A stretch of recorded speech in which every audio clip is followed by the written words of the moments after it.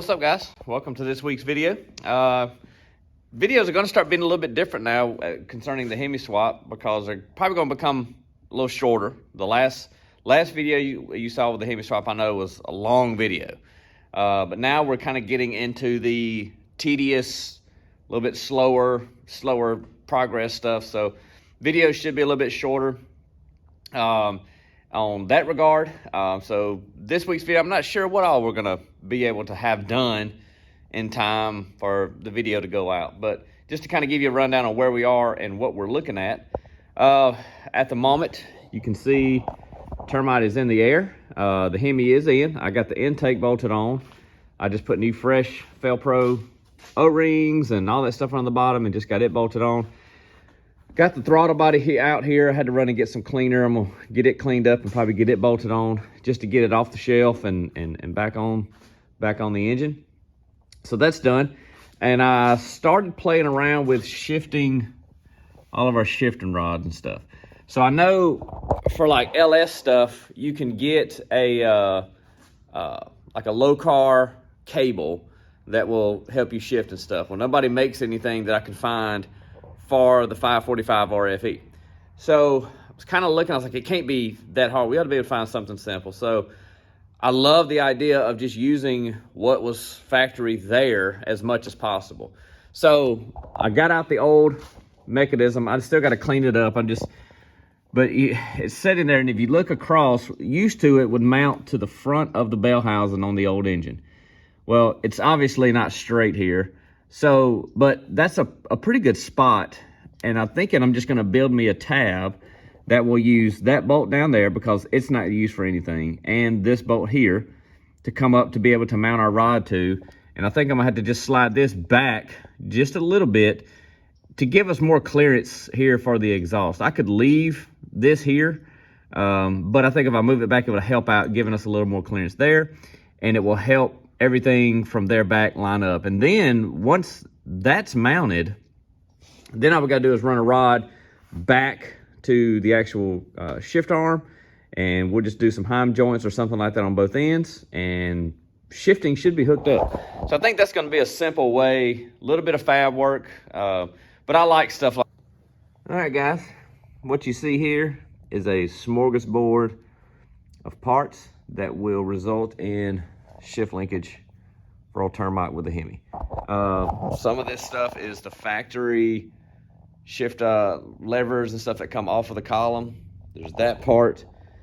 That's the original connector to the 545 RFE trans right there, with a little shim and adapter that I got there that's all going to be welded up. That's going to come and turn into our rod. So we're going to take all of this and a little bit of flat plate, and we're going to get in here. That's the factory mount there. I think we're going to have to move it back a little bit, because it looks like we are going to be getting some SRT manifolds, thanks to a lot of the guys on the Hemi swap page on Facebook hit me up with quite a few. So it looks like we'll be getting a set of SRT manifolds. So, but we need to move this back maybe about 1 inch, and that will line us up under here better. So my plan is to take this bolt that's not being used for anything. It goes to an old factory support mount that bolted, I believe it bolted here too, but I can't remember for sure. That may not be true, but anyway, I know it bolted here, it went up here, it went up to the mounts up there. It was this long big old bracket thing here. So we've got a couple of places here we can come off with a plate that's going to go up to here, and then that will shoot our rod across, and then we just got to build a rod to here, and we'll have a shift linkage. So I know I could probably do a low car cable, but those are expensive, and I think even then I would have to make it work, because I couldn't find any that they make for the 545 RFE. And this is all parts that we got laying here. Not going to cost us anything. I may have to go get a heim joint or some little something other at the hardware store, but I mean, that's less than 20 bucks. And we got a shifter. So I'm gonna get to cutting, and I'll update you guys once I get some stuff done.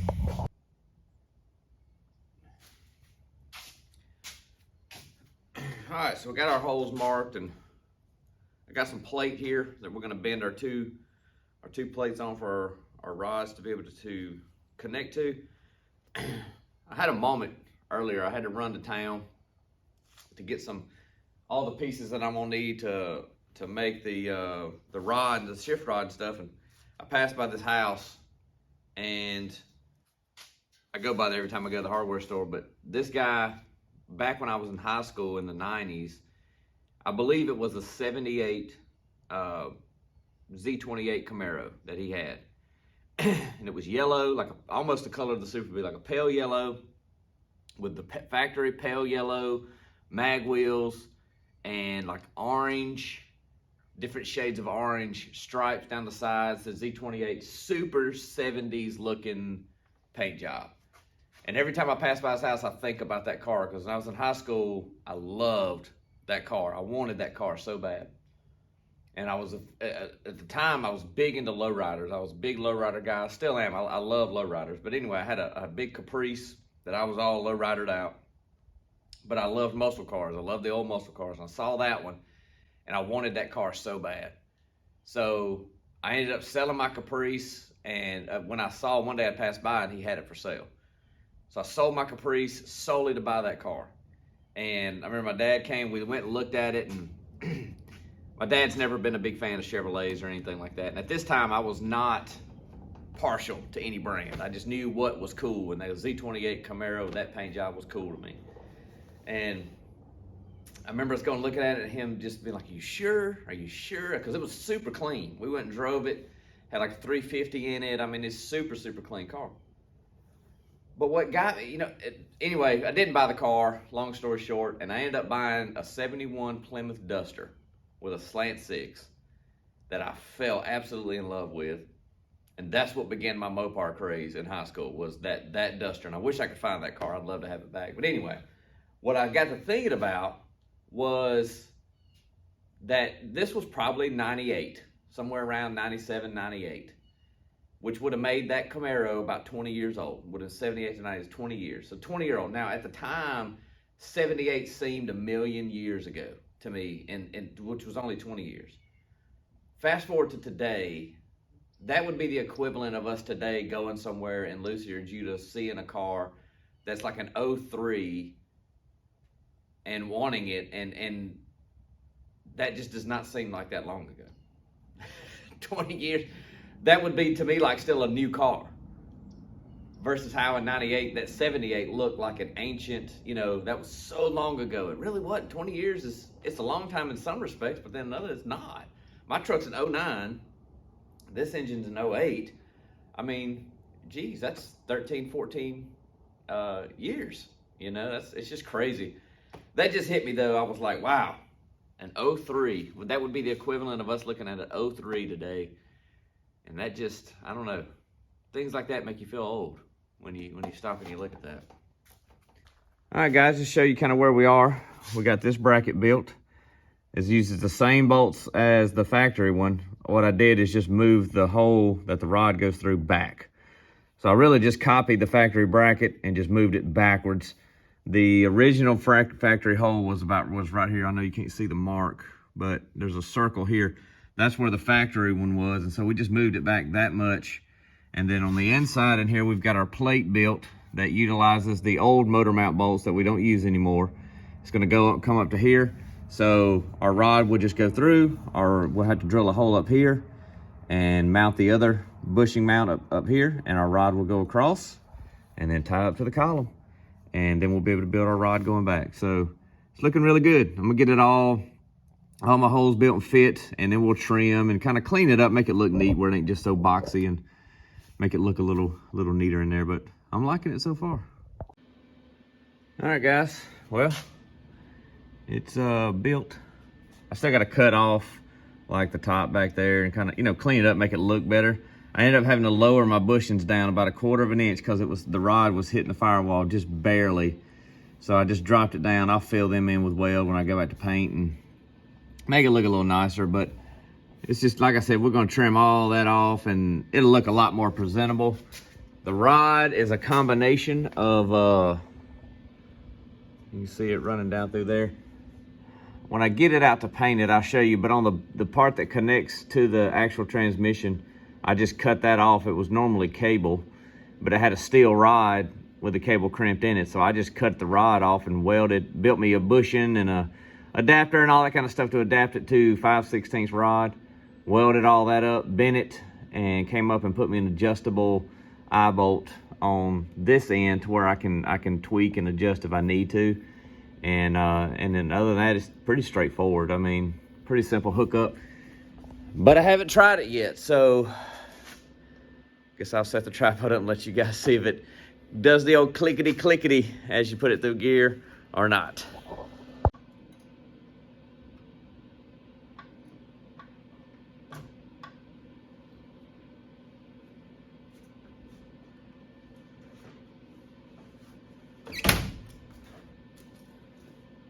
Did some of them, but I think we're missing a few. I think.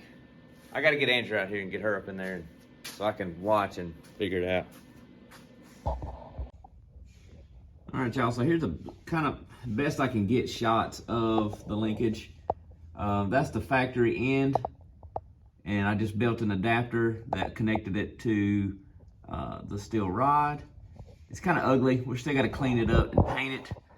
But it bends, comes right here to an adjustable nut that you can, I had to adjust it just a little bit to make it shift real smooth, but it all worked well. Just got to get it out and clean it up and paint it. But as we said, we're going to wait until we know for sure that the manifolds are going to clear. So once I do that, which I think they are, I just want to be sure. So once that's verified, I'll pop all this out, clean my welds up, put a little bit more weld on them because right now they're really just tacked. So I want to weld them up good and get it all put back in. Maybe you too fast. I'm on my lunch break.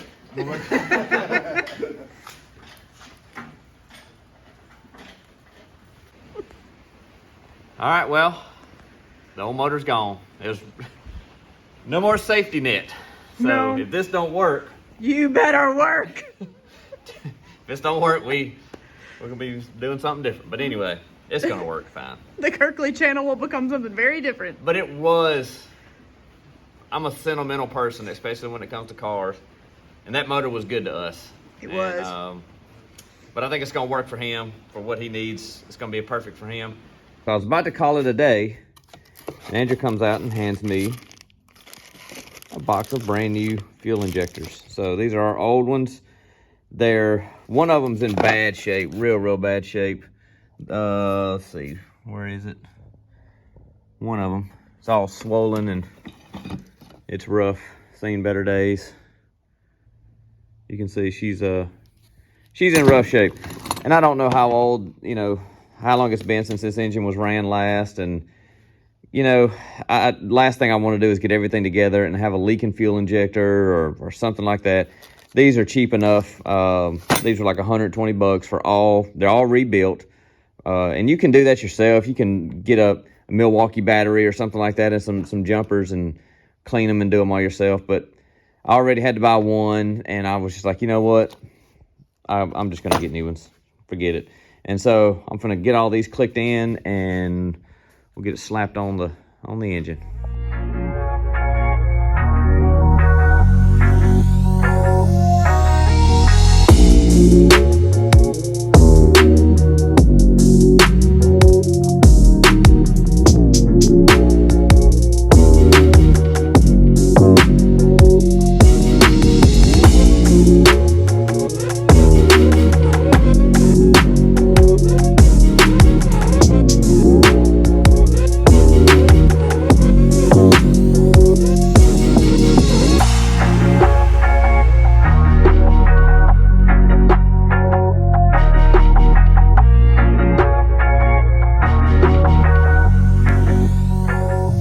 All the injectors are in.